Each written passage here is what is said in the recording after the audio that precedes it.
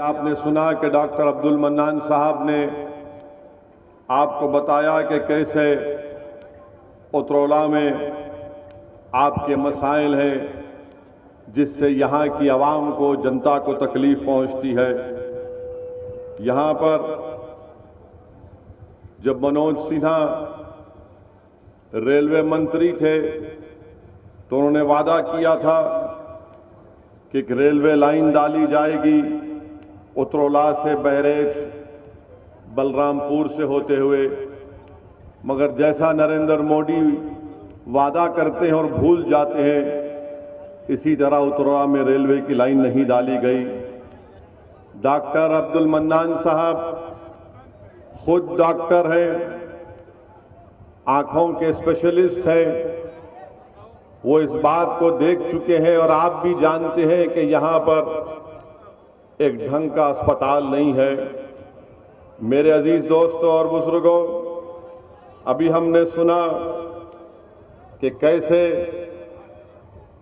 किसानों को सरकार की तरफ से कोई मदद नहीं मिलती। उतरौला विधानसभा के जितने किसान हैं उनमें एक बहुत बड़ी अक्सरियत आज कर्जों में डूबी पड़ी है। किसान क्रेडिट कार्ड का कोई फायदा नहीं है किसानों को। वहीं पर मेरे अजीज दोस्तों और बुजुर्गों, आप ये भी जानते हैं कि जो रोड रिपेयरिंग का काम रेहरा से सादुल्ला नगर जो 32 किलोमीटर का है, माशाल्लाह उसमें 5000 खड्डे हैं। 32 किलोमीटर का फासला है और योगी आदित्यनाथ बाबा कहते हैं कि हमने सब कुछ कर दिया, मगर 5000 खड्डे उसमें हैं। वहीं पर आप देखते हैं कि उतरौला और टीटी रामपुर में भी काम रोड का नहीं हुआ, वहां पर भी अल्हम्दुलिल्लाह 10,000 खड्डे उस रोड पर है। अब आप बताइए कि आखिर कौन सा विकास का काम हुआ यहां पर। और फिर आप ये भी जानते हैं कि रेहरा ब्लॉक में जंगल है और जंगल में शीशम का, शेखुआ का, सागवान के झाड़ है, पेड़ है, माशाल्लाह वो भी स्मगलिंग का शिकार है। माने झाड़ और पेड़ को भी काट दिया जाता है। वहीं पर मेरे अजीज दोस्तों और बुजुर्गों, उतरौला विधानसभा में कितने लोग पढ़े लिखे हैं जो अपना नाम अपनी मादरी जबान में लिखना जानते हैं, तो मालूम हुआ सिर्फ 45% लोग उतरौला विधानसभा में अपनी मादरी जबान में, हिंदी में या उर्दू में अपना नाम लिख सकते हैं। बताइए, इतनी बड़ी तादाद में लोग अगर पढ़ना लिखना नहीं जानते तो क्या आप उन आजमाए हुए पार्टियों को वोट देंगे, उनके उम्मीदवारों को वोट देंगे जिन्होंने उतरौला विधानसभा के लिए कुछ नहीं किया।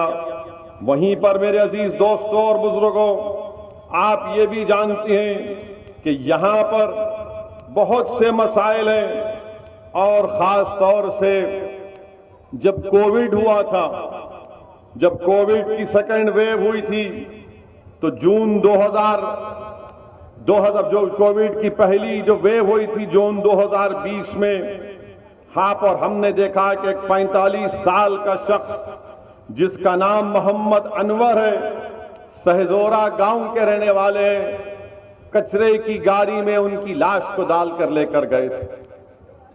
ये काम यहां पर योगी सरकार ने किया, वो वीडियो सारी दुनिया में मशहूर हुआ। फिर हमने ये भी देखा कि मई की 30 इस साल 2021 को 2 लोग ले जाकर एक कोविड से मरने वाले पेशेंट को राप्ती नदी में उसकी लाश को फेंक रहे थे। मेरे अजीज दोस्तों और बुजुर्गों, बहुत से मसाइल हैं। ITI पॉलिटेक्निक की बिल्डिंग का काम ज़ेर-ए-इल्तिवा है। वहीं पर मेरे अजीज दोस्तों और बुजुर्गों, ये मसाइल ऐसे हैं जिसका हल आपको तलाश करना है।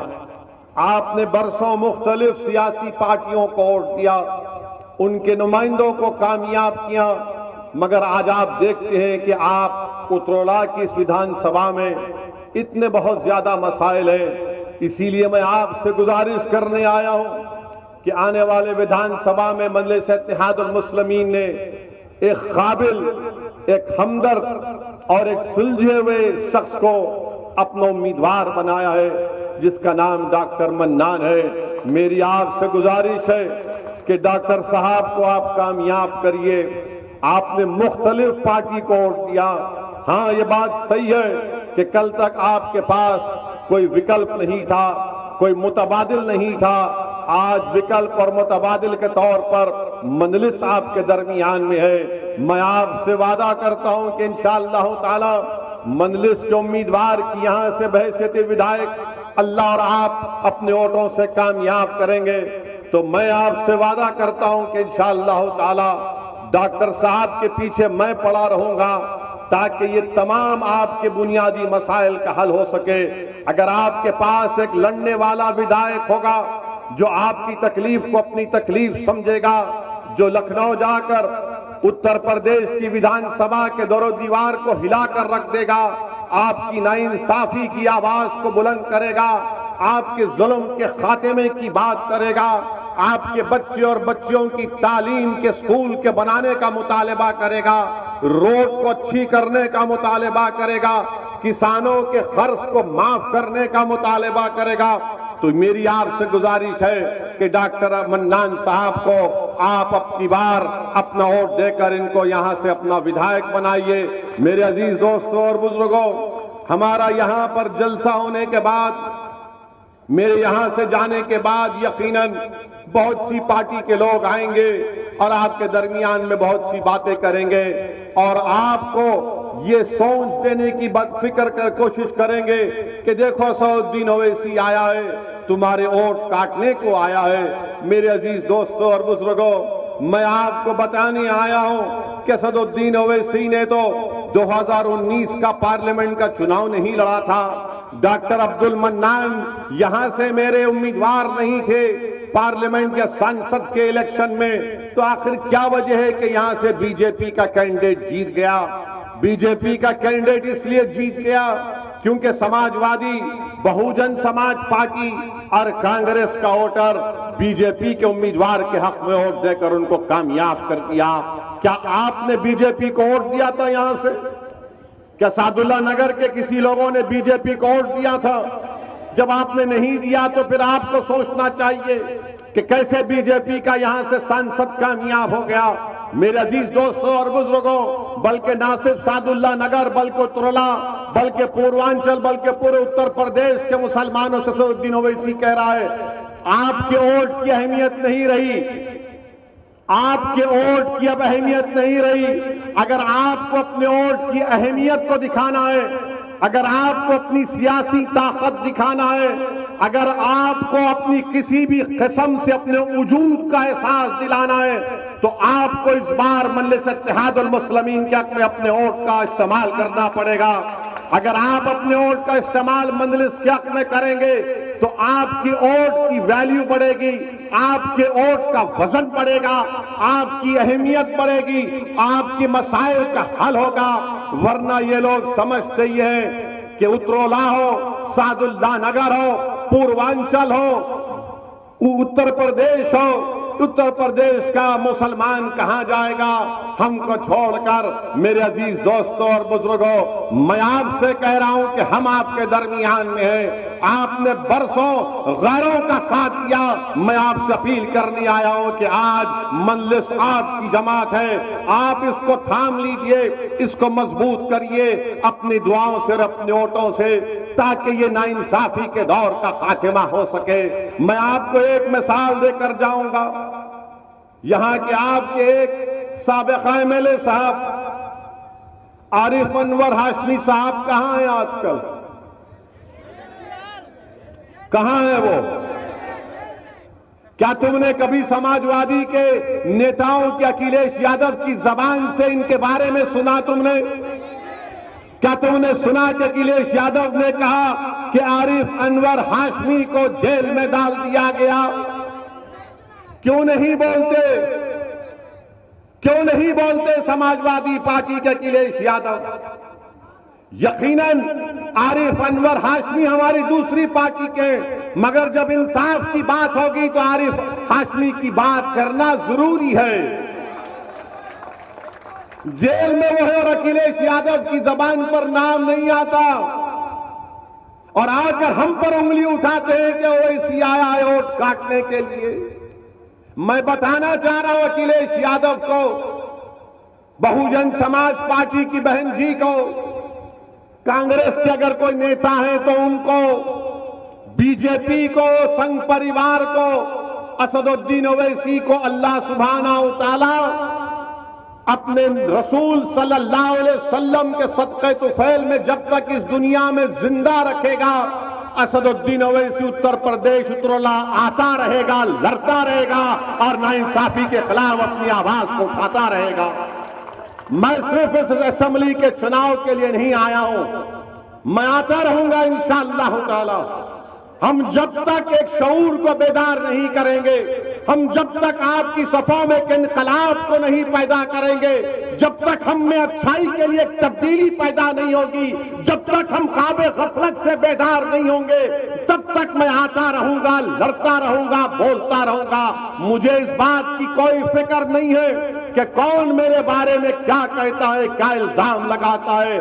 अगर मैं क्या हूं वो मेरा रब जानता है कि मेरे दिल में क्या है। इस दुनिया में कामयाबी का जामिन कोई नहीं है सिवा अल्लाह के मेरे। आखिरत में भी मेरी कामयाबी का जामिन रसूलुल्लाह सल्लल्लाहु अलैहि वसल्लम की शिफात रहेगी। ये दुनिया की कोई ताकतें मेरा कुछ नहीं बिगाड़ सकेगी। मेरे अजीज दोस्तों और बुजुर्गों, अपनी हिम्मत और हौसले को बुलंद रखो, ख्वाब देखना शुरू करो। ख्वाब देखना कोई गुनाह नहीं है। अगर उत्तर प्रदेश के 19% मुसलमान एक ख्वाब देखते हैं कि मेरा भी कोई नेता हो जैसा यादव समाज का नेता अखिलेश है, क्या वो ख्वाब देखना गुनाह है? मैं तो ख्वाब दिखा रहा हूं तुमको और तुमको बता रहा हूं कि इस ख्वाब की ताबीर, इसको अमली जामेनामा कैसे पहनाया जाएगा। मैं ख्वाब की बात कर रहा हूं, मैं आसमान से तारे तोड़कर लाने की बात नहीं कर रहा हूं। मैं समंदर की तह में जाकर उसकी खाक को उठाकर लाकर बात नहीं कर रहा हूं। मैं कह रहा हूं कि उत्तर प्रदेश में हर समाज का एक नेता है, हर समाज की एक आवाज है। अगर किसी समाज का कोई नेता नहीं है, अगर किसी समाज की कोई आवाज नहीं है, अगर कोई समाज को दबाया जा रहा है, कुचला जा रहा है, तो उसका नाम उत्तर प्रदेश का मुसलमान है। ताली नहीं मारने के लिए कह रहा हूं बात। आपको एक फिक्र देना चाहता हूं कि आप जब यहां से उठकर जाएंगे तो एक पैगाम लेकर जाएंगे। 2 बार का विधायक आरिफ अनवर हाशमी साहब जेल में है और अखिलेश यादव की जबान से उनका नाम नहीं निकलता। मेरे अजीज दोस्तों और बुजुर्गों, दूसरी मिसाल देता हूं, तुम मेरी बात समझ जाओगे। लखीमपुर खीरी में क्या हुआ जानते हैं ना आप? जानते हैं ना? लखीमपुर खीरी में हमारे किसान भाइयों को गाड़ी से उनको रोन दिया गया, गाड़ी से उनको रोन दिया गया। और गाड़ी में बैठने वाले का नाम क्या था? आशीष मिश्रा था। आशीष मिश्रा के बाप कौन है? अरे बोलो बाबा, डरने की क्या बात है? अजय मिश्रा। अजय मिश्रा कौन है? मोदी के मंत्री है ना? है ना? अब सुनो यहां पर मजे की बात, बल्कि नाइंसाफी की बात हो रही है। मैं आपको बता रहा हूं, बेटा अपनी गाड़ी से 5 किसानों को, 4 किसानों को मार देता है। एक उसमें हमारे सहाफी भी हैं, कश्यप साहब, उनकी भी मौत हो जाती है। अब आप ये देखिए कि अजय मिश्रा मंत्री हैं, कहते हैं कि हां वो जो जीप गाड़ी थी मेरी थी, वो जीप गाड़ी थी वो मेरी थी। एक पहला पॉइंट ये। उनका बेटा कहता है कि मैं तो नहीं था, मैं तो कुश्ती हो रही थी, दंगल देख रहा था। मगर किसानों ने कहा कि इनका बेटा गाड़ी में बैठा था, इसने गाड़ी चलाई और 5 लोगों की इसकी वजह से मौत हुई। सुप्रीम कोर्ट में मामला गया, सुप्रीम कोर्ट के चीफ जस्टिस ने इस मामले का नोटिस लिया। तो कल की बात है कि उनके बेटे को, आशीष जिसका नाम है, आशीष को पुलिस बुलाती है, 10 घंटे अपने थाने में बिठाती है और 10 घंटे में 10 मर्तबा आशीष को नाश्ता खिलाया जाता है, नाश्ता खिलाया जाता है।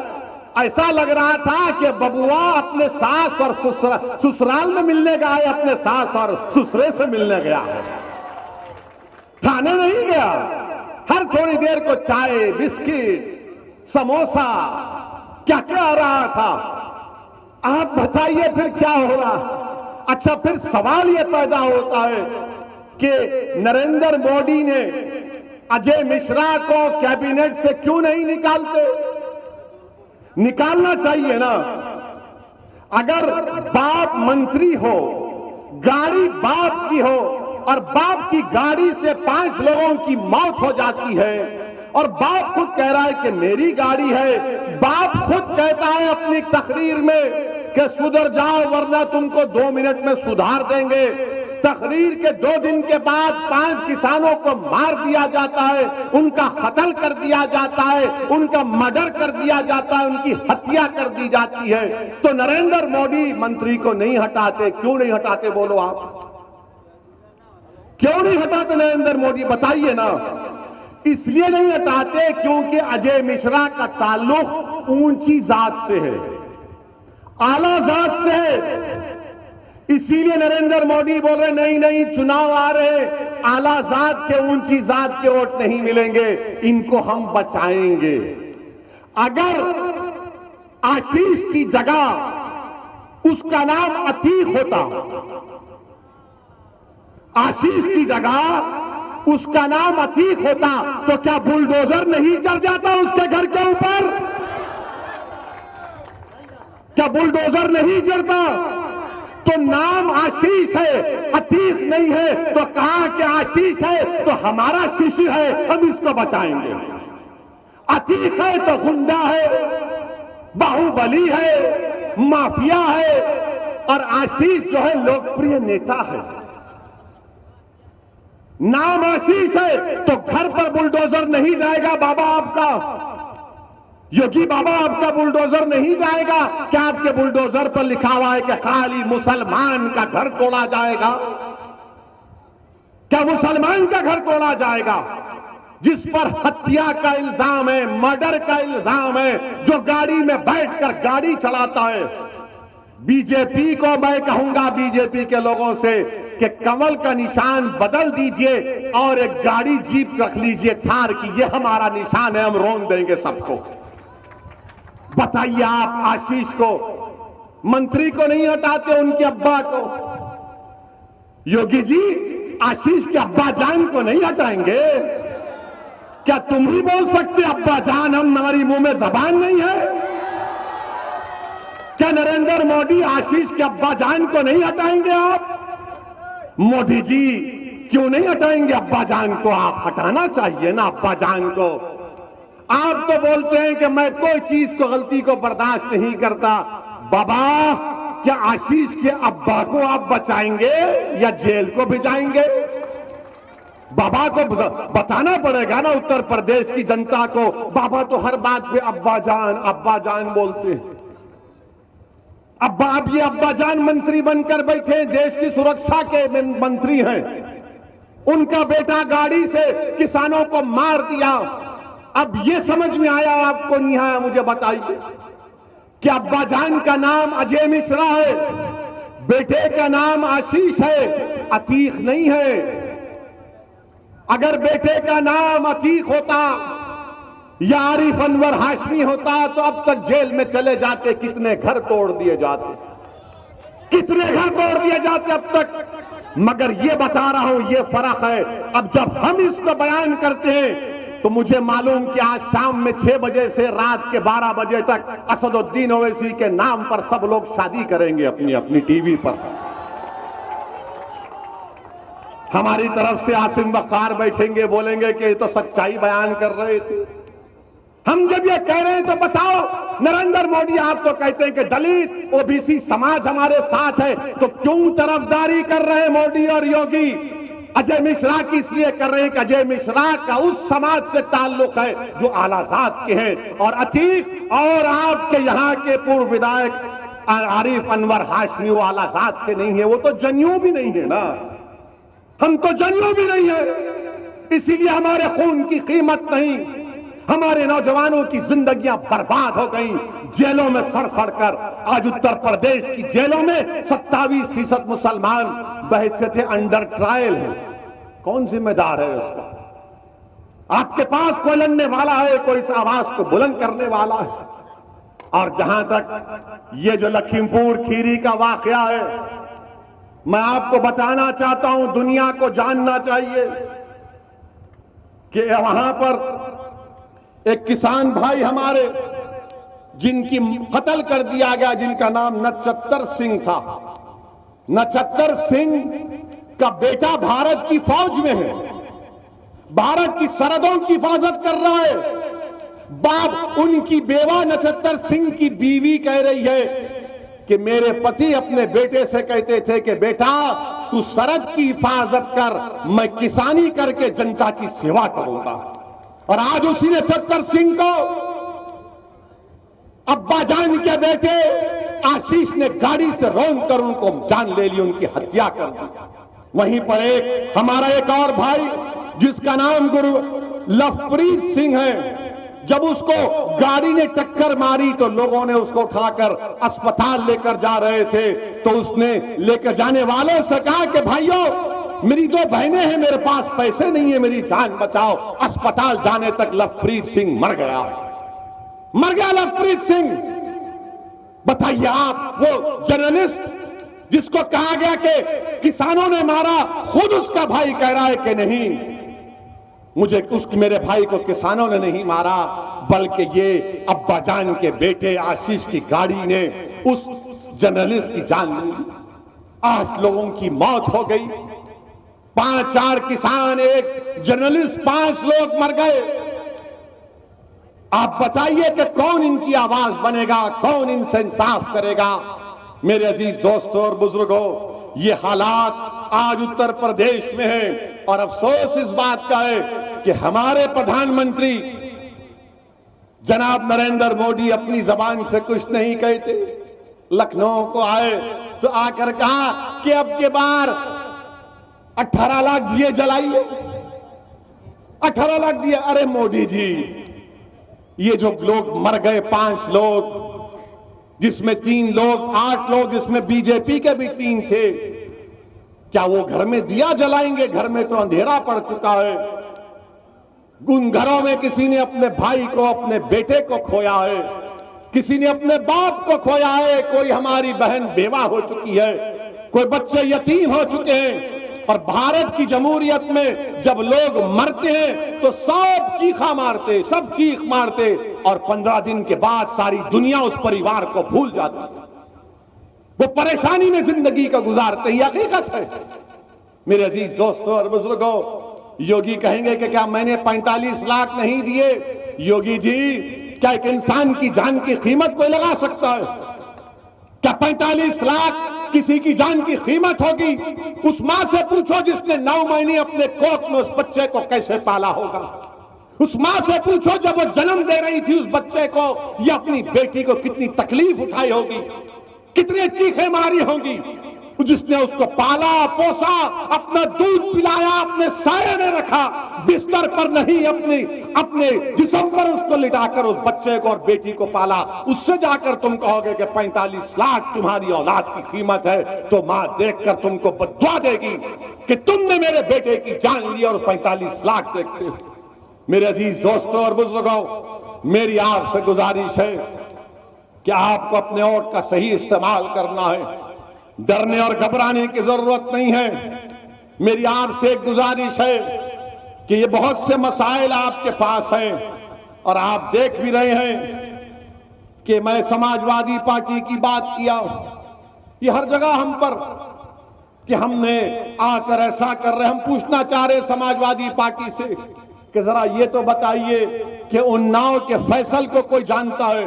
वो उन्नाव का फैसल जो तरकारी बेचता था, जिसको उत्तर प्रदेश की पुलिस ने अपने थाने में लेकर खूब पीटा, वो मर गया तो फैसल के पास कोई नहीं जाता है। मगर एक गुप्ता साहब को बाबा के गोरखपुर के वहां पर एक गुप्ता साहब को पुलिस मारती है, वो मर जाते हैं तो मुख्यमंत्री भी चले जाते हैं, अखिलेश यादव भी चले जाते हैं और अखिलेश यादव जाकर गुप्ता परिवार को 21 लाख रुपए का चेक देते हैं। और फैसल की जान की कोई कीमत नहीं है, क्योंकि समाजवादी जानती है ये मुसलमान कहां जाएगा हमको छोड़कर, ये तो हमारा कैदी है, इसको हमने बंधक बनाकर रख लिया, इसको सोचने समझने की तमीज नहीं है, हमने इनकी सोच में डाल दिया कि तुम पैदा होने के बाद सिर्फ वोट डालना, नेता नहीं बनना। मैं आपको बताने आया हूं कि आप नेता बनेंगे इंशाअल्लाह ताला। आप ही की सफों से एक उत्तर प्रदेश नहीं भारत का कद्दावर निकलेगा शख्स जो नेता बनेगा इंशाअल्लाह ताला। मैं उत्तरला और उत्तर प्रदेश के मुस्लिम अकलियत को पैगाम देने आया हूं कि टिकट क्यों मांगते हो? तुम टिकट बांटने के आज मौकफ में हो, तुम क्यों जाकर टिकट मांगते हो? अरे तुम टिकट बांट सकते हो। तुम 19% हो उत्तर प्रदेश में, तुम 19% आबादी में हो और 27% उत्तर प्रदेश के जेलों में मुसलमान हैं। 27% हमारे बच्चे अनपढ़ हैं, बच्चियां पढ़ नहीं सकती, हमारे महल्ले में कोई तरक्की विकास का काम नहीं होता। मेरे अजीज दोस्तों और बुजुर्गों, 2% मुसलमानों के बच्चे ग्रेजुएट बनते हैं। आपको एक तब्दीली पैदा करना है, आपको एक तब्दीली पैदा करना है। अब की बार अपने वोट का सही इस्तेमाल करिए। हाँ, अब ये रहा सवाल कांग्रेस पार्टी का, ये कांग्रेस पार्टी में अब दम नहीं रहा। अगर आप दुनिया के सबसे बड़े हकीम को भी लाएंगे और हकीम साहब को बोलेंगे इस पार्टी को जिंदा करने की कोई दवा है, तो हकीम साहब बोलेंगे बेटा तुझे ताकत की दवा दे सकता हूं, इस पार्टी में अब कुछ नहीं रहा, जिंदगी नाम की कोई चीज नहीं रही। जिन्होंने हमारे वोट का इस्तेमाल किया, हमारा बेड़ा गर्क कर दिया।